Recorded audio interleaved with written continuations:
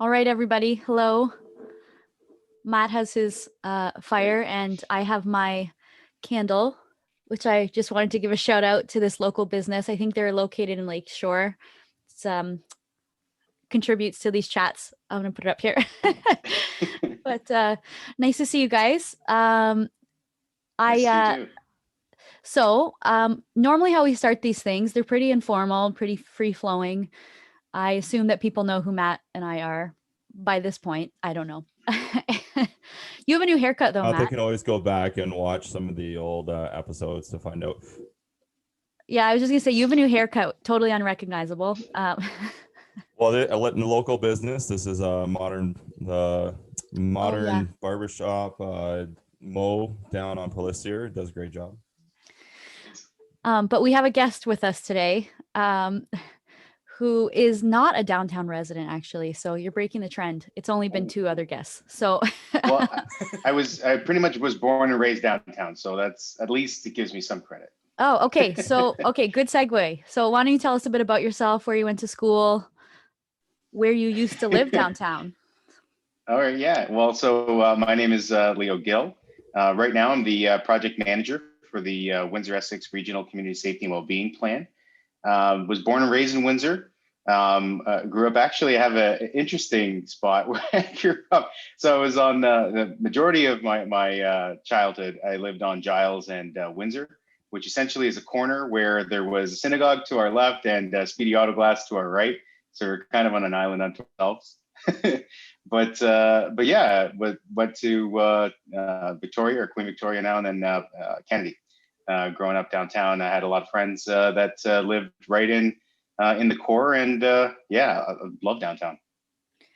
And that's Queen Victoria. That was not originally named after Queen Victoria, but named after Victoria Baby, who married Mr. Dougal, who named the city. So just and the one that was named after Queen Victoria, they lost their name of Queen Victoria. It just that blows my mind every time I hear someone call it Queen Victoria. I'm like, it's not supposed to be Queen Victoria, but okay. It's supposed to be Victoria. It's Victoria, and then it was turned into Queen Victoria. I think I said it that way. Hopefully, I did.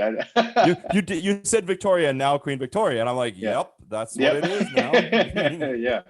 Yeah. Well, you do have some serious downtown cred then. I didn't realize that.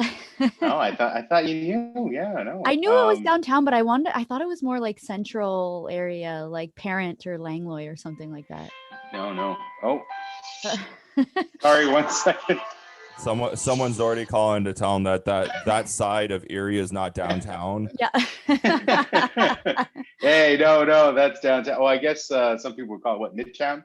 Right. You know what? We've had discussions about that, what the downtown really means, because some people think it stops at Wyandotte, some people it stops at Erie.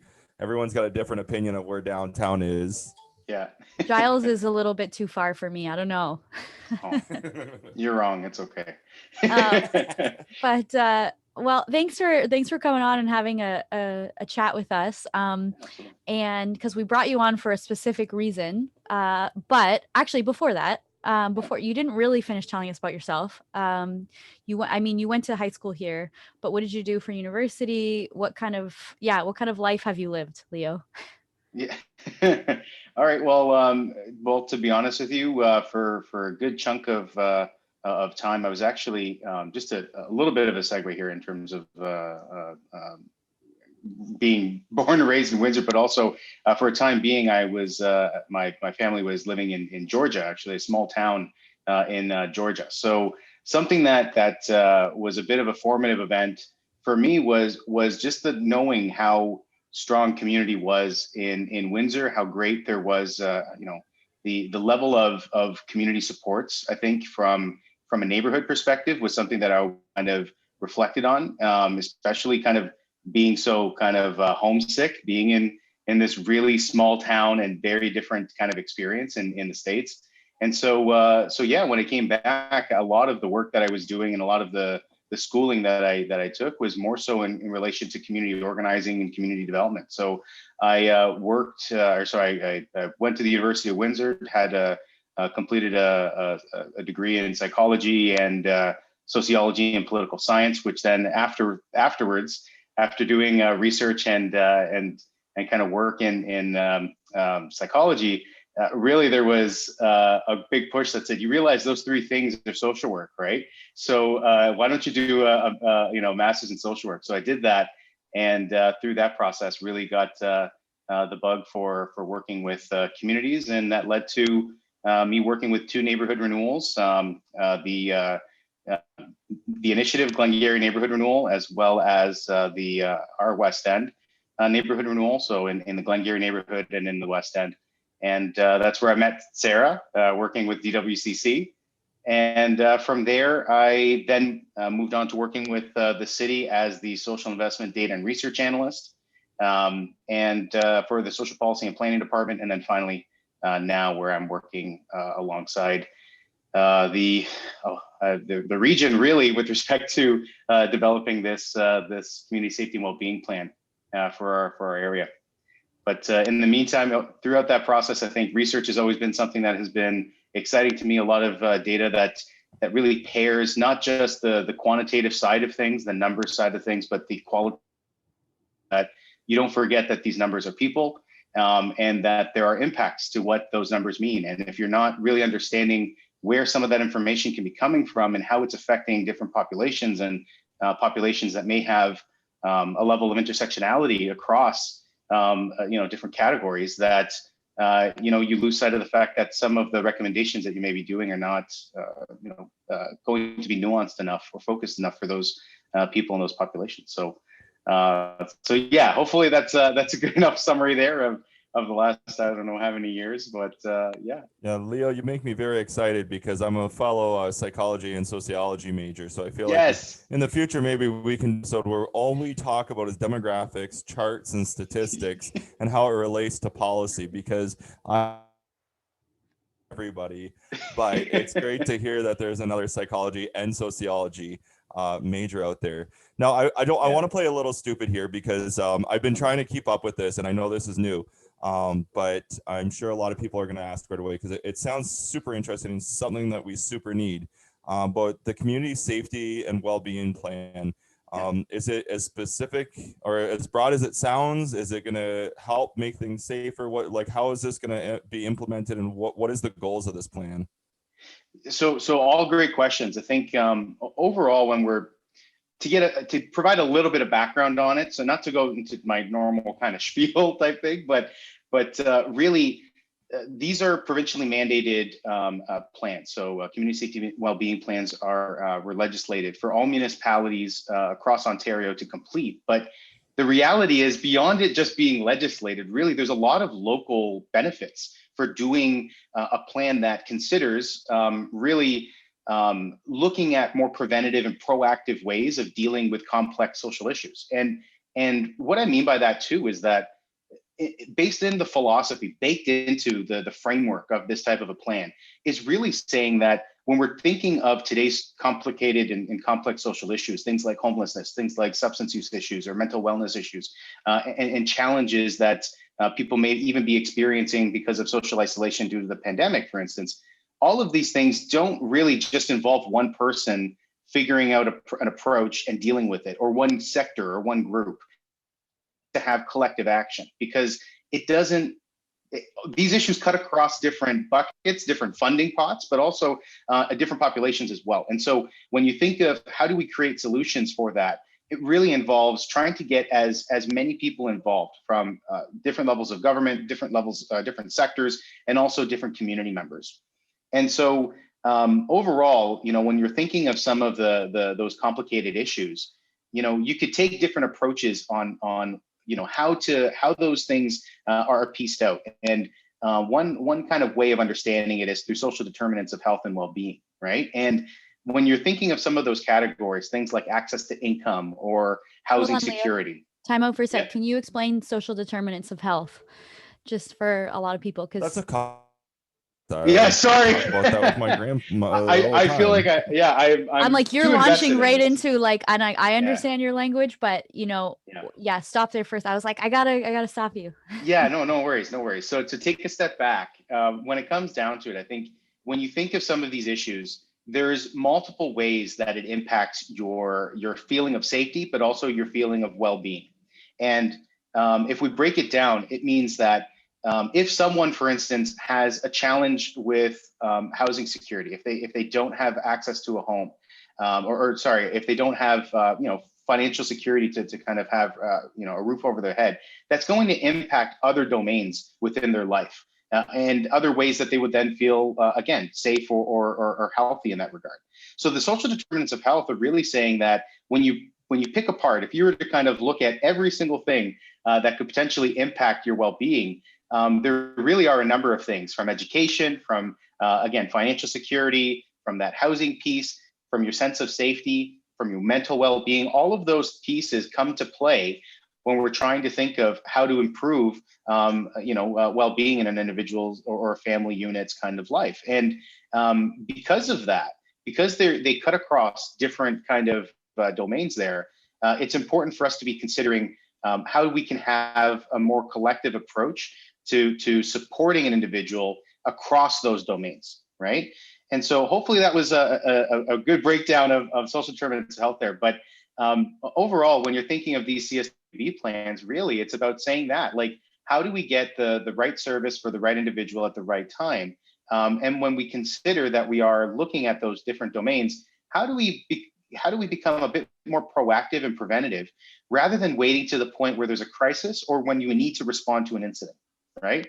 And so because of that, it's really important to see how we can gather input from not only the different sectors that are involved in that, but also different community members. And because quite frankly, they know their communities better than we do, because they live it, they breathe it, they're there on a daily basis, right? So they can understand whether or not there's a change, positive or negative, within their community. So all in all, that sounds very large and broad in scope.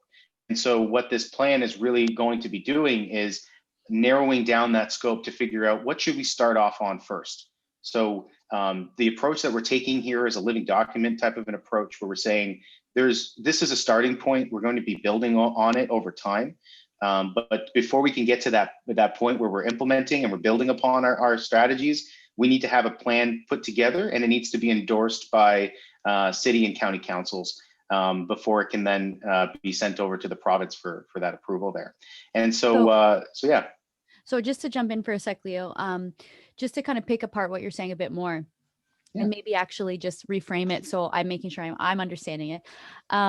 It kind of sounds like in developing this plan, it actually is identifying all of the ways that different organizations, institutions, people groups play a role in accomplishing that community safety and well-being. Because I think a really narrow view of safety is the police deal with safety, the police say, whereas this, I think, approach, it looks at, like you said, all those social determinants of health. So somebody's physical health, somebody's mental well-being, and all those things that could play into that.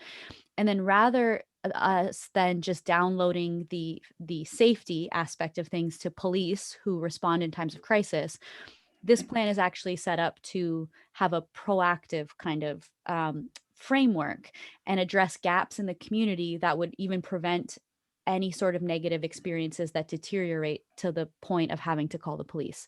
Is that a good way of very well put? My understanding? Yeah, no, very well put. And I think, again, when we think of it so what we're kind of talking about right now is a bit of the framework, the philosophy behind it, as opposed to how is this plan being kind of completed, which I think, Matt, was kind of a second part of what you brought up at the beginning here. But again, it is important for us to kind of wrap our heads around, just like you said, Sarah, that when we're talking about community safety and well-being, it's more than just responding to a crime or responding to an emergency service, incident. It's really about looking at strengthening communities in kind of a larger, broader term, how we can improve collaboration within and between sectors, and really how we can develop an approach that considers multiple challenges as opposed to just crime itself that people are experiencing, right? So I think before I sometimes I can be long-winded, so please stop me when appropriate. I'm good at cutting you off, Leo. It's okay. Thank you. Yeah, I appreciate so that. I got a couple of questions. I got so many questions. being downtown resident, and I'm sure Sarah experiences these same concerns or desires for safety and conflicts internally about what that means. But I'm interested in the role that this is going to play. It sounds from what you're describing, it's going to take more of a looking inward type of taking care of the individual rather than taking care of the system. So maybe maybe need some more clarification. So we recently have a couple of events that have happened that deal with safety and security. The attack at the trans community center there, and then the other one we had was the temporary shelter that was moved to the Windsor Aquatic Center, and there are residents now voicing concerns about that move. Would these kind of events be something that you would see this plan implemented in, or would have a role, whether it be proactive or maybe reactive in, or would it be more looking at like, how do we help those individuals that are from those specific communities? In these examples, I'm more like the trans community and the population from the downtown Mission that's being displaced. I'm not sure the best terms for that group. I don't know if they have an official term that they would like to use, but how would that plan implement for those communities? So these are great questions, and I think what's important to kind of make sure that I take a step back on, like, when it comes down to it, we're developing this plan currently, and before we can look at implementation on things, it needs to be endorsed by city and county councils. And so, but why that's important, why I'm bringing that up is just that as of right now, we're still in the process of developing, what are the priorities that we're going to be focusing on, and to do that, we need community input. We don't want to be doing it unilaterally, right? That doesn't make sense, because when we're talking about priorities in a community, we need as many as to know that there are so many different people that need to be involved with the solution. We also need to be hearing those different people so that we can create a plan that accurately kind of reflects what the needs and wants of the community are. And so right now, I can't quite say specifically that this would be how we would implement it, because we're not there just yet. But that being said, I think when we're how we're kind of approaching this is saying we want to be looking at it from a sector and systems level, not just the individual, because to put it in a different way, we know that there's great work that's already in existence. We want to be leveraging it. We don't want to be reinventing the wheel. We don't want to be duplicating efforts. But a big thing becomes coordination and how do we collaborate, right? And so we are trying to see it from kind of a larger view. And seeing how we can kind of support individuals as we start changing or hopefully looking into different ways of service delivery. So hopefully that's clear. I mean, I feel like sometimes I get in that, I've been talking about this so much that sometimes it makes sense to me, but let me know if you want me to clarify any other points there. Well, it sounds like feedback's important here, and that you're in a process of getting feedback. Is there a specific way that you're obtaining that feedback? No, thank you for that. We actually we have a couple of different ways. So we are doing online surveys currently. So that's open until March 15th. So those online surveys do talk about, ask people what their community priorities may be, in addition to other questions related to some of the different social issues that they may be experiencing. But then we also have these virtual town halls or these virtual public meetings where think of it as focus groups. We have one for each municipality, actually two for the city of Windsor. Our next meeting for the city of Windsor is March 6th. So that's a Saturday from 10 to 12.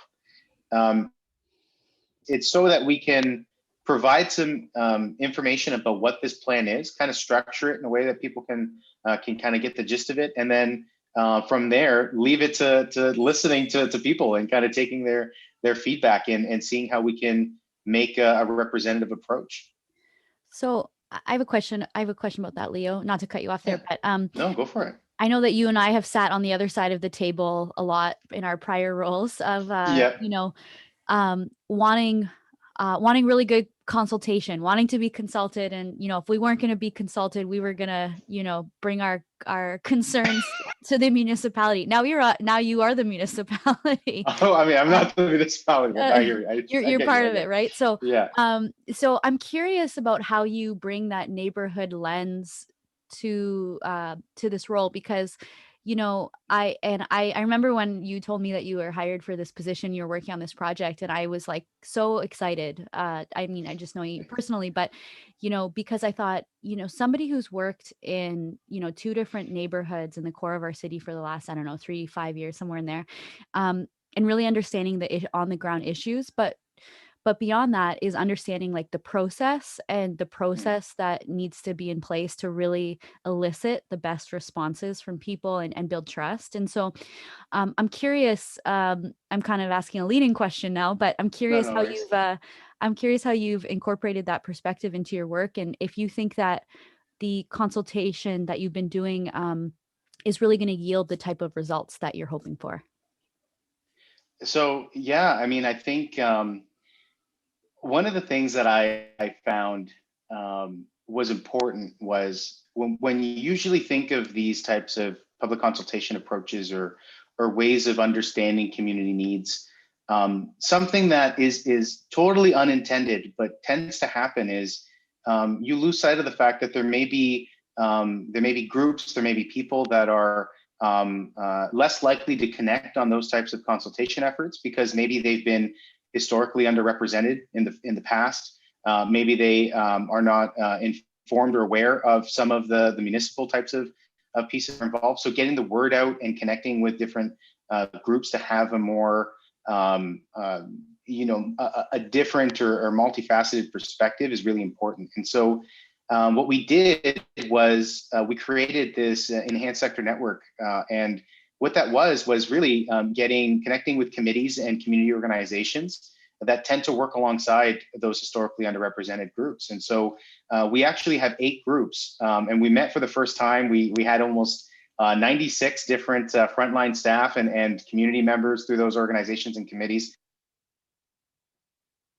8 groups, which was First Nations or Indigenous communities, racialized communities, newcomers, youth, seniors, 2S LGBTQ, accessibility communities, and then broader community groups, which was more so organizations or committees working with individuals who may be homeless or may have substance use challenges, like WeCOS or the Housing and Homelessness Advisory Committee. And getting that feedback at the beginning so that it can help us with some of the questions we may be asking at the focus group level and at the survey level. And something that came of that right off the bat was actually, we need to make sure that we have the survey translated. We translated it in English, French, Spanish, and Arabic.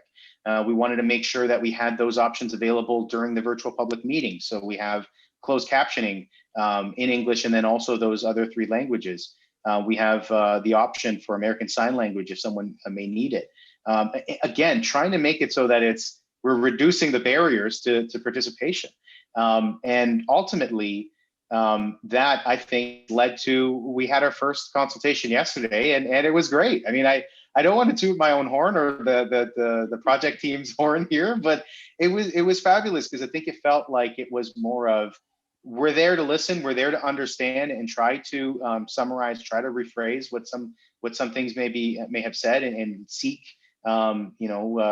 understanding for what people's needs are, and then incorporate that in the overall plan. I think that to me was something that definitely came out of the neighborhood experience and working alongside neighbors and residents, because that's it was such a joy to work with people from the Glengear area in the West End. So to just then ask a further question on that. So it sounds like what you're doing is you're trying to you're in this moment right now where you're collecting feedback and you're consulting the community, and that you will use that information to direct the priorities of the plan. Is that correct? Okay. Absolutely. Yes. Okay. Because I think that's a pretty big, I think, I don't know, realization is the right word, or a pretty big thing, because oftentimes what happens is people come to the community with a predetermined plan, right? Where it's like, Mm-hmm. you know, we've consulted with police, we've consulted with, let's say, like the homelessness and outreach, you know, communities, and we know how we're going to tackle, like, you know, those kinds of issues, let's just say. And I don't mean Yeah. to point fingers, I'm just saying this is it's very common to Oh, yeah. because it's hard, it's really hard to do the work of like opening yourself up to doing public consultations, especially in the time of COVID, which I'll put a pin in for you know, talking about COVID in relation to this. But I think, you know, it sounds like, though, that you're genuinely wanting to seek feedback from people in a genuine way. That's my read on this, and also knowing you, Yeah. knowing the work Oh, that you've done.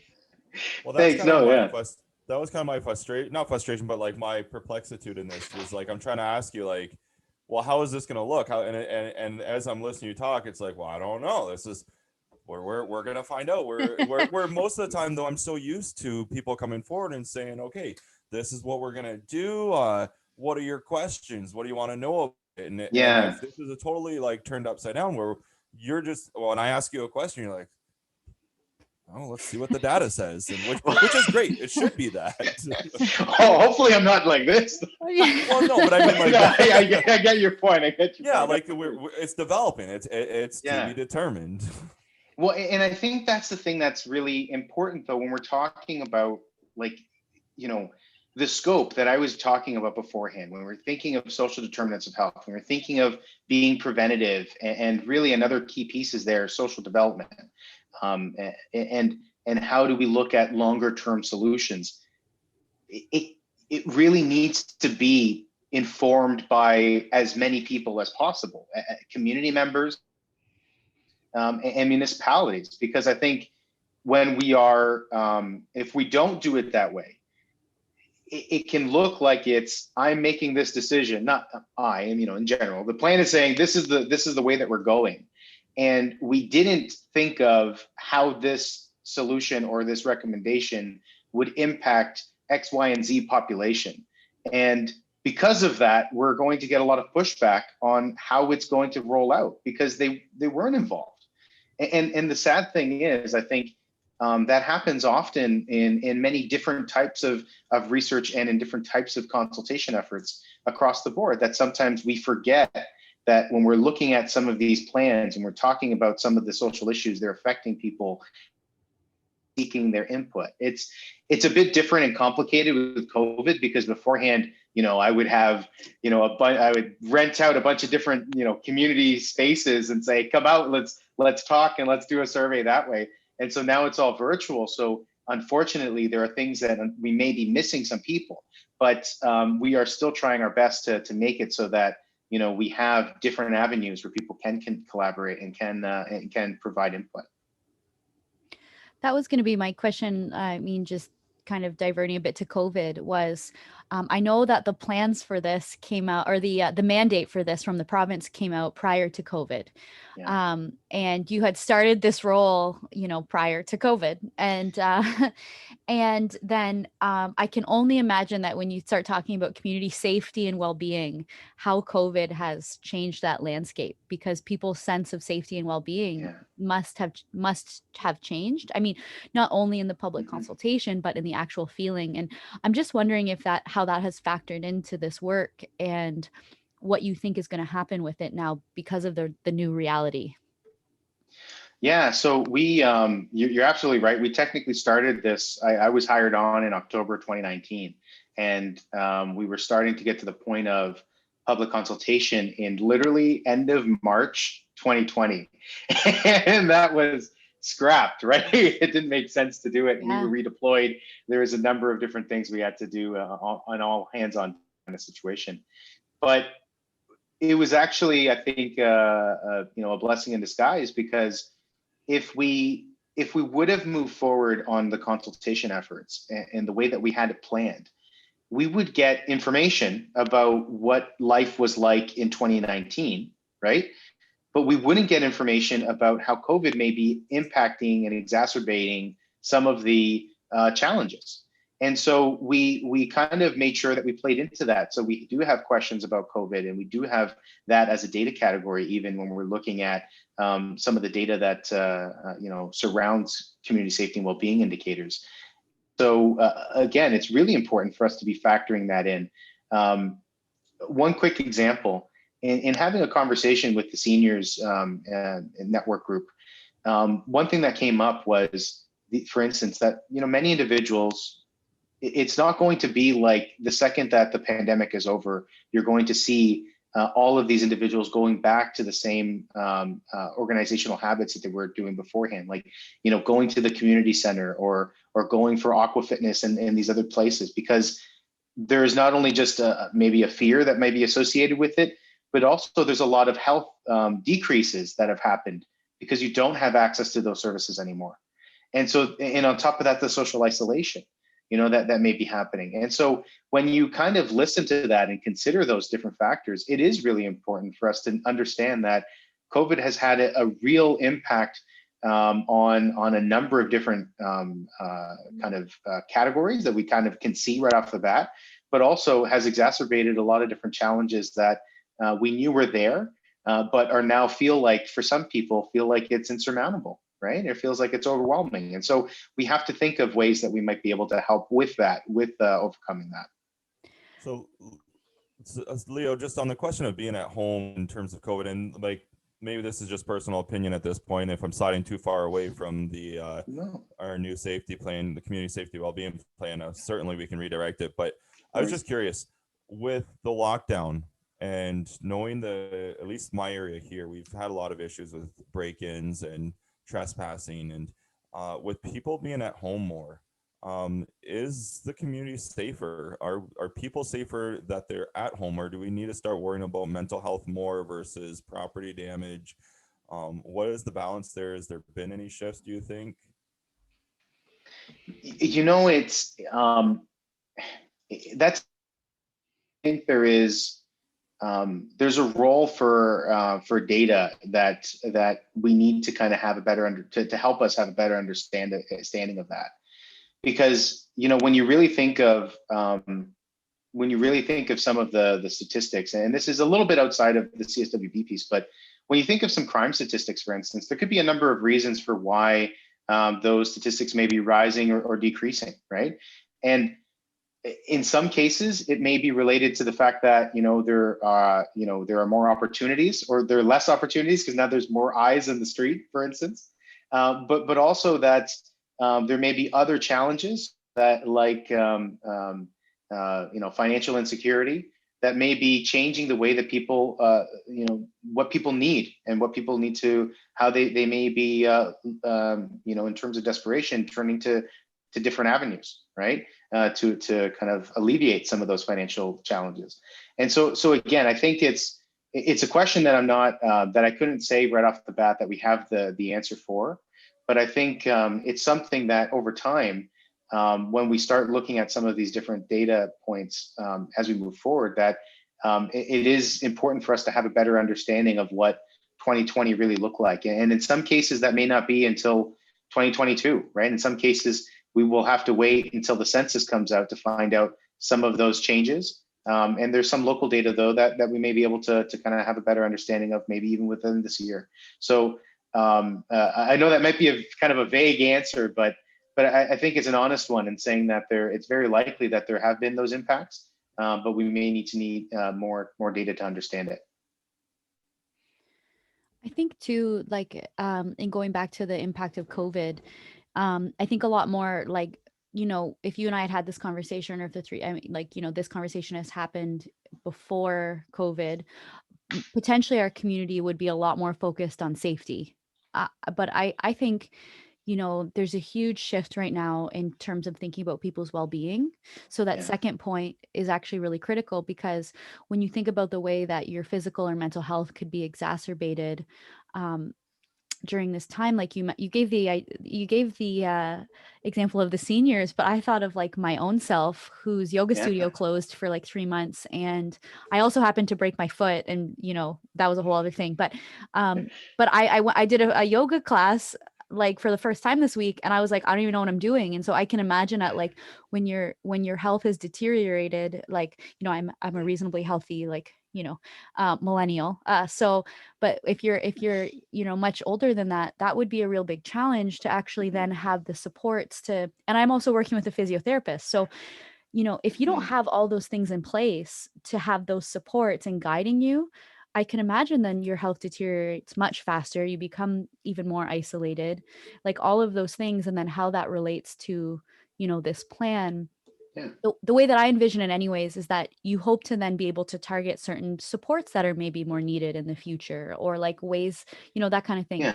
Am I kind of like thinking about it accurately, I guess, too? No, I think you are, and I think that's the thing where the interesting part of this is, of course, when you're talking about any kind of plan, it's not going to be the be all and end all, right? But I think when it comes down to it, it's about how do you make something that's adaptable, so that when we are looking at some of these challenges, we can look at it from multiple lenses as well.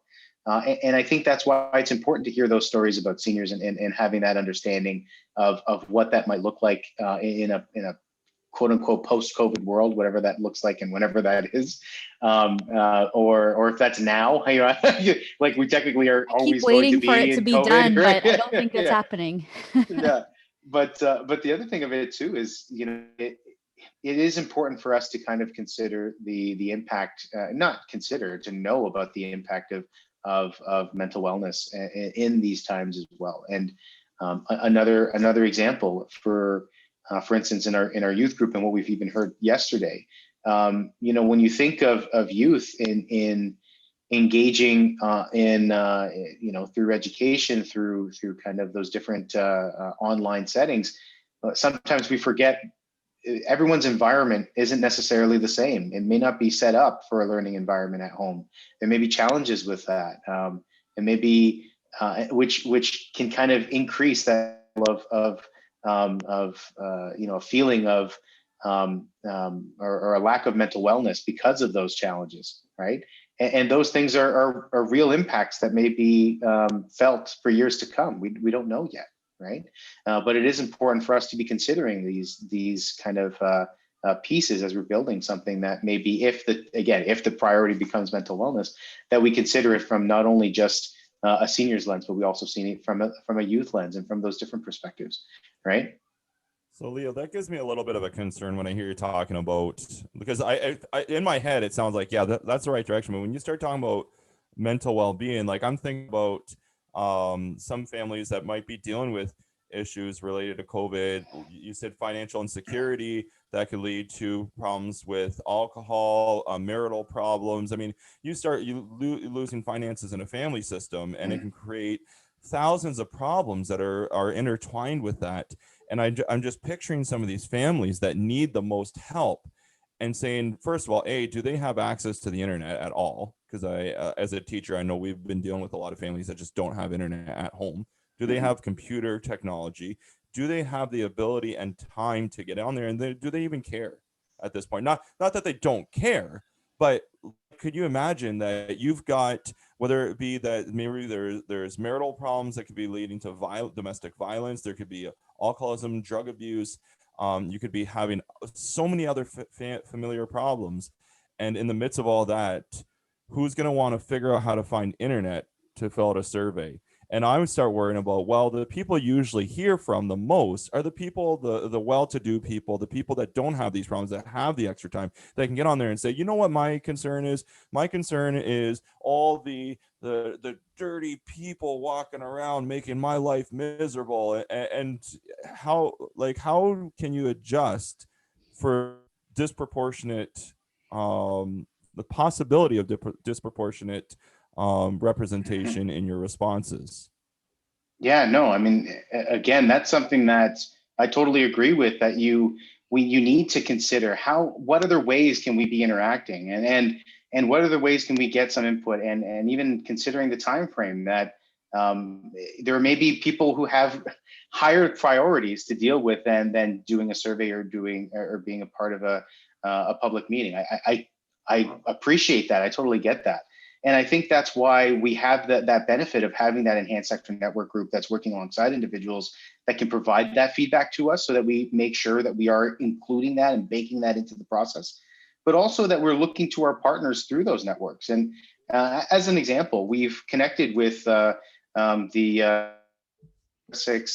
Community Housing Corporation. So we're having printed copies of the survey distributed to different housing or different social housing buildings that are throughout the city and throughout the region. So I think there are different ways that we're looking at how we can kind of receive that feedback, but also, again, totally reflecting on the fact that even through that and through all public consultations, you'll never connect with everyone, right?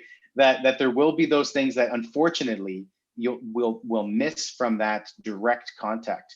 But that if we are connecting with those different frontline staff that are seeing these challenges day in day versus just looking at it from more of an executive level, right? Or a municipal level, where we may be too far removed from the issue to understand it. And we'll be looking at it from a symptoms perspective as opposed to a cause perspective.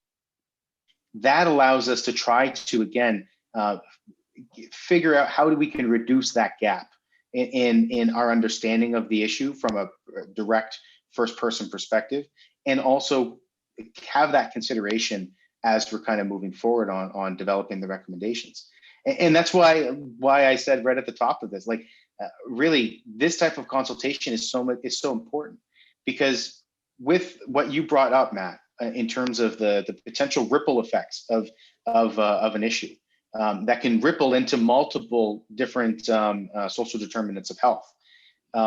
Really what we're trying to do here is narrow down the focus through data, through, again, consultation with municipalities, consultation with those different sectors, consultation with the different, through the different means within the public, and help that narrow down the focus to what we can kind of manage and what we can do now type thing, and then see how we can build upon that over time. And I think that's the only way to really do that, because some of these complex social challenges are overwhelming if you try to jump on it right off the bat, right? To try to tackle the whole thing. It's like, it may be too much to handle. And so if we I'm really bad with phrases, by the way, so I'm going to totally butcher this, but like if we eat the elephant bite by bite, it's the Spanish in me. I know the Latino, I know the Spanish. I was gonna say this is the Latino version, but I didn't want to say it because only I can. Yeah, Sarah knows what I'm talking about. But like, it's like I've how seen you eat do an this elephant. bite It's bite one bite at a time. I think the phrase. How do you know? Isn't it how do you skin an elephant? I don't even know it. That's dark. I don't like it. Eating an elephant is dark too. Hey, we've had an episode that we talked about throwing kids in front of cars to slow them down. So we don't need to bring that up anymore. No. So I don't even know. You were saying you're trying to eat an elephant. Where I don't even know. One bite at a time. It's one bite at a time. I think it's the answer. But anyways, it's like taking this type of an issue and dealing it with one step at a time. And so I think sounds that's like there'll where be a little bit of interpretation of the data. It's not that you're just pulling raw data out of these surveys, but the importance of, like, I'm assuming things like the Hiatus House and Children's Aid Society be part of those discussions, United Way. Yeah. So to say it in a different way, so we actually did a current state data report. So this is something that in the coming, we looked at what are some of the data points that are available across multiple different sectors, right? And have a better understanding of some of those indicators. And when on the face of it, it just gives you one part of the picture. Like I said at the beginning, you need to pair the quantitative with the qualitative. And so we've done essentially a round of meetings with our enhanced sector network and really kind of try to contextualize some of those data points. So then we're pairing those two things together to have a better picture. But that's not enough. So we need to kind of figure out from the municipal lens. So we're doing focus groups with elected officials and with CAOs. And again, that's not enough. So we're doing the consultations with the public to have that other part of that puzzle, to have that better view of what the information is and how we can have a better approach to dealing with it. And I think, again, I think if you were to just take one of any of those different inputs, you'll get an answer, but it may not be a fulsome and nuanced answer enough so that we can deal with that local priority as it should be done. And here's the thing: even with all of those things, we're bound to miss something. But that's why we're saying this is a living approach. This is something that we're willing to receive feedback on and willing to build on over time. So two questions that I have that are related. One is, so you mentioned at the beginning, and I've seen, a few things on this, that it's a regional. So you're working with the county. So I do a question about that. But I also wondered, and related to that question is, who owns this document at the end of the day? Is it the municipality? Is it Windsor Police? Is it like a group of, you said like, those stakeholders? And is it shared between the city and the county? I guess, like, what happens to this when it's done in theory? Okay, so just for a little bit of background, since I'm and all municipalities need to complete this, technically we would be seeing 8 different community safety and well-being plans across the region, right? So you would see one for LaSalle, for Lakeshore, for us. And the part of the legislation was you had to create an advisory committee with multiple sectors that would make up that advisory committee. And when we looked at it, there were many different sectors that had a regional scope. Like, think of education. If you think of the health unit, for instance, it's not just for Windsor, it's for Windsor Essex, as an example, right? And so it made sense for us to be collaborating regionally, but still making sure that we had localized priorities for each municipality and data profiles for each municipality. So it's one of those things where I find it's a bit more work, but it's needed. We can't just say these are the top 5 issues for the entire region, because Essex will have different challenges than, say, Lakeshore and versus Windsor or Leamington, right? And so again, it's in a way to respect the fact that there are those differences, but also to say that when there are commonalities, there are things that we can work together on and collaborate on. So when it comes down to the end result in terms of the plan and the document there, who does it reside with? Well, since it's a city and county joint plan, this would be something that all councils would be needing to endorse, and they would then be incorporating that within their municipalities. At that point, then it's provided to the province to say that this has been completed, and then we look at how we can be implementing through that regional collaboration lens. And the nice thing about it is we've had again great collaborations with each municipality.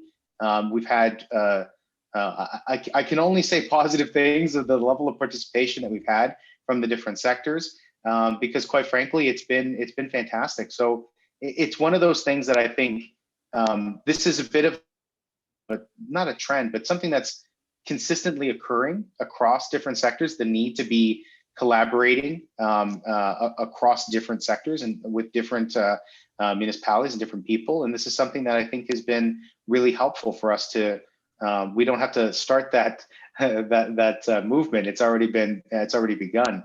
And so this has been a way for us to be collaborating more effectively. So now that once the plan's done, here's the rub. Windsor is the city of plans. We have a plan for everything, to paraphrase Elizabeth Warren.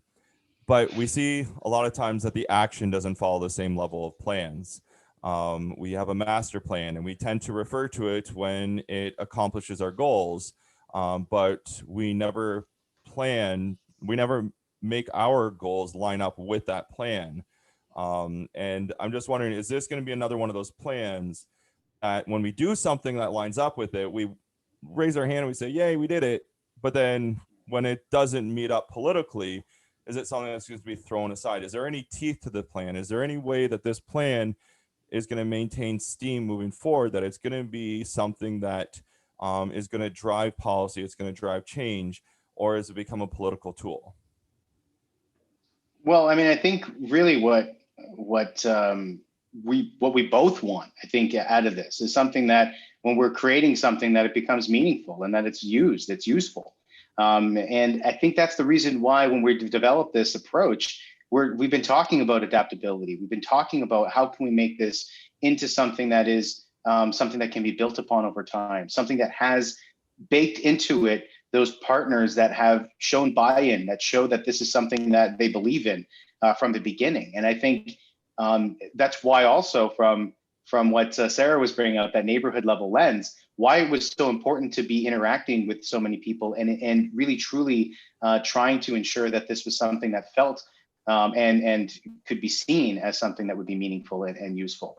And so again, I think overall, when it comes down to it, the approach that we're taking, of course, is for the plan to be developed and endorsed. The next phase of it would be implementation. But I think the way that we've been creating this is one that, quite frankly, it shows the merit of how we've been collaborating, effort that we've done to make sure that many voices were involved in this process, and to make sure that we're not betraying those voices by not showing that this is something that could be really effective in the long run. So I guess maybe this is kind of a wrap up question in a way. What's your hope for this? Like, what are you hoping for? You've been doing it for like, what, a year and a bit now? Yeah. And seen the ups and downs of how COVID has affected it, and you're in consultation phase. What's your like big picture, I don't even know that saying, like sky pie in the sky version of, I don't even know what I'm saying. that saying, one thing, do you know what I'm saying, Matt? No? Yeah. Oh, I don't. Is this a different language that translates better in? I feel like sometimes Leo and I get each other, and I feel like I'm like, like that sky version of what you're talking about, and Leo's like, yeah. Sure. But more like, if Shoot for the stars. Blue sky, yeah. I'm just saying, like, if you had an ideal world, what does this plan look like, and what do you hope for it? I think what that kind of pie accomplishes is it going to be? Yeah. I think regardless of the strategic priorities that we end up focusing on, I think because quite frankly, the priorities will be vital either way. So regardless of those priorities, that when we bring this plan to council, we are showing that we were considering within recommendations for each of those priorities the different population perspectives. So how this impacts, how this particular recommendation can be supported by or could be impacting communities where there are racialized persons or Indigenous communities, for example, and including in that process, ensuring that we are connecting and collaborating with those groups as we move forward to implement the recommendation. So I think, like, for example, if we're looking at it from a layered perspective, you have your priorities, and then you say within those priorities, we are going to accomplish X, Y, and Z, but by connecting with A, B, and C group, by connecting with showing that we have these strengths, emphasizing that we have these different assets and resources that we can build upon. So I think overall, in doing it that way, my overall goal, I guess, would be that this is something that has buy-in from multiple different communities and multiple different sectors, and is meaningful in the long term. Something that does have, I guess to use Matt's phrase, I guess something that has teeth and something that could be used for years to come. So I think overall, like, that is the approach that I feel like we're kind of moving towards. So here's hoping that goal of mine is accomplished. But it's something that I honestly truly believe in. I think this is something that has been a great effort on my team's part. Like, we have some fantastic members that have been collaborating with us, and also in terms of the different participants that we've kind of engaged with. It seems as though there's that feeling that this could be something that would be really helpful. And just to emphasize that buy-in that you're talking about, of how working with all those groups, one of those buy-ins that you're working hard for, and why with all these consultations, is from the residents. And I think the part of the strongest bite of the teeth, or the teeth of the bite, is the civic engagement of the residents, and having residents actively engage. And then when this plan is not adhered to, when it's ignored, that residents stand up and that their voices are heard. And I think you're doing a great job with the way you guys are reaching out and doing everything you can to engage people, to get them activated, because I think that ownership, if this plan belongs to the community, then hopefully the community will bite back. And I think too, just to jump in there too, I think I really appreciate the interdisciplinary, to use that word, kind of nature of this, which is like, you're seeing it from all these different perspectives and all of these different organizations. Because I think about, from to piggyback off Matt's point, like this is really important for residents to, you know, be excited about, take ownership of. But if it was only one perspective, if it was only, you know, we need more police downtown, as opposed to realizing that more police downtown isn't necessarily going to solve all of our issues that we want it to. Or if it's, you know, only from the perspective of we need more, you know, mental health support services, and not really realize the implication of maybe job training and job opportunities and like some of those, or youth, you know, employment kind of stuff. Like all of these things to me really fit well together. And it's exciting that the province acknowledged that this is the case, and maybe some communities were a little bit ahead. To be honest, I'm going to just put on my urban planning hat for a second, and I wish that there was also a spatial, like urban planning dynamic to it. I mean, I think that, you know, that lens, and maybe I'm off base with this, but I don't think there's any sort of like necessarily like lens of geographically how this plays out. Maybe I'm wrong on this. Maybe you're going to include some of that, but I think there could be an urban planning perspective on it. Anyways, I say all that to say overall, I am really happy that it is engaging multiple groups, multiple sectors, both at the executive, the front line, and then the, you know, the residents, this like the people level. So it sounds like you're trying to think that through as best you can. Yeah, thank you for that. And I think, you know, I don't think I've been thinking from an urban planning perspective. It's not, it's not in my blood like it is in yours. In these things a lot. Yeah. But I think, you know, ultimately, you know, when we are as we're trying to develop this, I think it's really important for us to be considering those different perspectives and ensuring that at the end of the day, when we're talking about things that are feasible to implement, it's not about just what's the lowest hanging fruit, but what's something that has that is feasible because we have that buy-in and because we have that level of